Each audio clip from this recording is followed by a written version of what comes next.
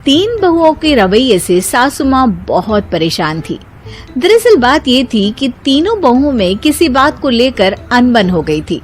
तब से ही तीनों एक दूसरे से मुंह फुलाए रहती थी। ना कोई सीधे मुंह किसी से बात करती, ना किसी का कहना मानती। पड़ोसी भी इस बात को जानते थे और जाने कैसे कैसे बातें भी करते। इसीलिए सासू माँ ने तीनों बहुओं को तुरंत अपने कमरे में बुलाया।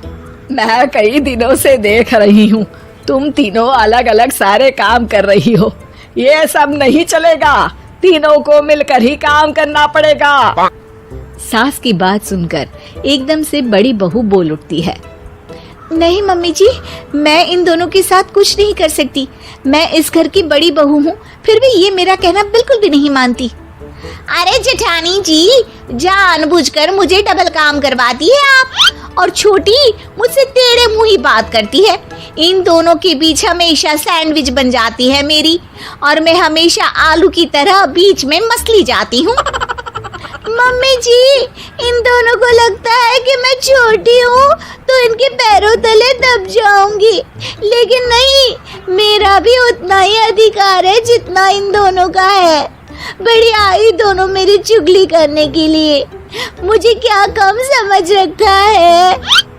तीनों बहू एक दूसरे से बहस करने लगती है और सास दोबारा ये देखकर टेंशन में आ जाती है और सबसे कहती है, चुप हो जाओ, अब से तुम तीनों सारे काम एक साथ करोगी।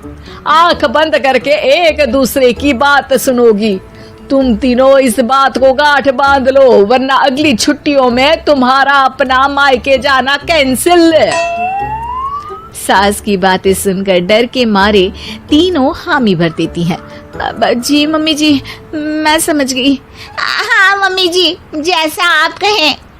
आप जो कहेंगी मैं वही करूंगी। तीनों बहू सास की बात को गांठ बांध लेती है और वादा करती है कि अब से सारे काम वो तीनों एक साथ मिलकर ही करेंगी। ये सब देखकर सास खुश हो जाती है और वहाँ से चली जाती है। नीचे जाकर वो देखती है कि घर में शर्मा जी आए हुए होते हैं।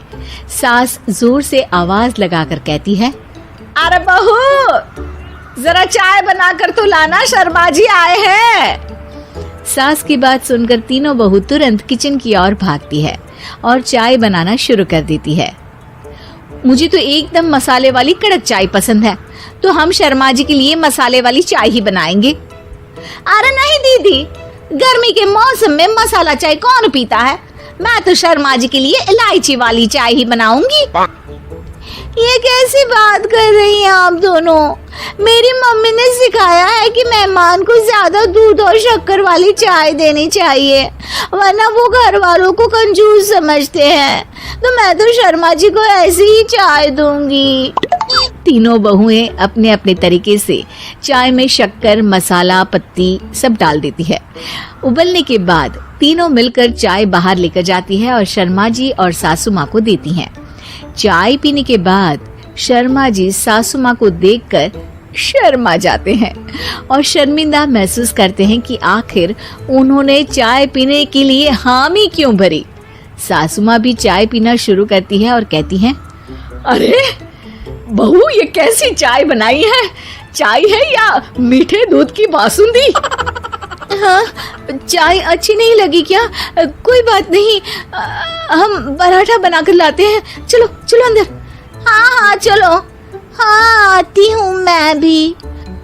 नहीं नहीं, मेरा पेट चाय नहीं चौपट कर दिया, वही काफी है। पराठे से पोपट नहीं करवाना, मैं तो चलता हूँ।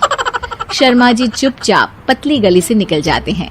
अगले दिन सास बहुओं से कहती है, अरे बहू, जाओ जाके ऊपर के गेस्ट हाउस की सफाई कर दो। कल हमारे यहाँ मेरे दूर के रिश्तेदार आने वाले हैं, तो पूरे कमरे को चमका देना, समझी? तीनों बहू सास की बात को मानकर ऊपर सफाई करने चली जाती हैं और तीनों कमरे की सफाई चालू कर देती है। बड़ी बहू मकड़ी के जाले साफ करती है, तो बीच वाली झाड़ू लगाना और छोटी वाली सर्फ डालकर जमीन धोना शुरू कर देती है। अरे दीदी, जेठानी जी, अभी मैंने पूरी फर्श धोई और आप फिर से धूल नीचे गिरा रही हैं। और मछली जेठानी जी, आप बिना झाड़ू की धूल यहाँ छटक रही हैं। अरे तीनों को साफ करना है, एक साथ सफाई करते हैं ना। अरे वही तो, हम साथ साथ हैं, घर साफ साफ है। तीनों बहू ऐसे ही काम में उलझ जाती है और 2 घंटे तक एक ही कमरे की सफाई करती रहती है। बहुत देर से अपनी बहुओं को ना देखने के कारण सास ऊपर कमरे में उन्हें देखने जाती है, लेकिन कमरे में घुसते ही वो गीली फर्श पर फिसलने के कारण नीचे गिर जाती है। ओरी मोरी मैया, हड्डी मरोड़ के रख दिए, आए मेरी तो कमर ही टूट गई रे। तीनों बहुएं सास को उठाती हैं और बिस्तर पर सुला देती है। अरे मेरे हाथ पैर दर्द कर रहे हैं, दबा दो, आराम मिलेगा। हाँ जी माँ जी। अरे जी माँ जी। और तीनों बहुएं एक साथ सास के हाथ को दबाना शुरू कर देती हैं। माँ की तो चीख ही निकल जाती है और नतीजा ये होता है कि सास के बचे हुए शरीर में भी दर्द उठ जाता है। हाय राम, ये क्या कर दिया तुम तीनों ने। अरे मेरी तो किस्मत ही फूटी है कि तुम जैसी बहुएं मुझे मिली। हे भगवान, पूरे शरीर में दर्द बढ़ गया है, अब तो पता नहीं कि चल भी पाऊंगी या नहीं। माफ करो, मुझे गलती हो गई मुझसे कि तुम तीनों को एक साथ काम करने के लिए बोला। सोचा था तीनों मिलके अच्छे से काम करेगी, लेकिन बड़े बुजुर्ग सही कहते थे कि 3 तिगाड़ा काम बिगाड़ा। तुम लोगों ने ये बात ना आज साबित करके दिखा दी। तुम तीनों को तो समझाना यानी मानो भैंस के आगे बीन बजाना है। तुम्हें अकेले अकेले काम करना है ना, तो अब से तुम अकेले ही अपना अपना काम करो। तीनों बहुएं वहां से जाने लगती है। अरे कहाँ जा रही हो? आप ही ने तो कहा कि अपना अपना काम करो, तो मुझे मुल्तानी मिट्टी लगानी है।